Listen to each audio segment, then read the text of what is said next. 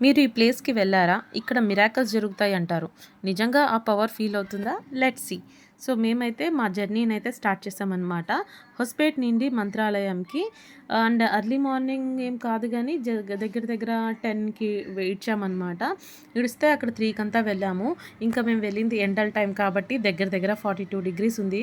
So, అందుకే పిల్లల్ని మధ్య మధ్యలో ఆపుతూ వాళ్ళకి కొంచెం అట్లా సైడ్‌లో పొలాలు అవన్నీ ఉంటే వాళ్ళకి చూపించుకొని వెళ్తున్నామనమాట. మేము వెళ్ళింది ఎగ్జాక్ట్‌గా 3:00 అయింది.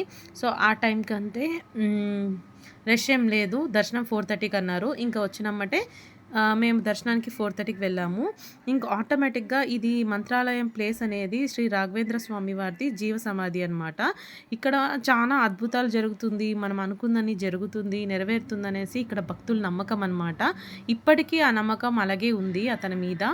సో ఇక్కడ మీరు ఆటోమేటిక్‌గా అతని దర్శనం చేసుకున్నామంటే ఒక ఫీల్ అనేది కలుగుతుందనమాట. అది ఎంత మనశ్శాంతిగా ఉంటుందంటే మీకి స్ట్రెస్ అంతా పూర్తిగా తగ్గిపోయిందేమో అన్నంత పూర్తి ఫీలింగ్ మీకొచ్చేస్తుంది. అలాంటి పవర్ అనమాట ఇతనిది.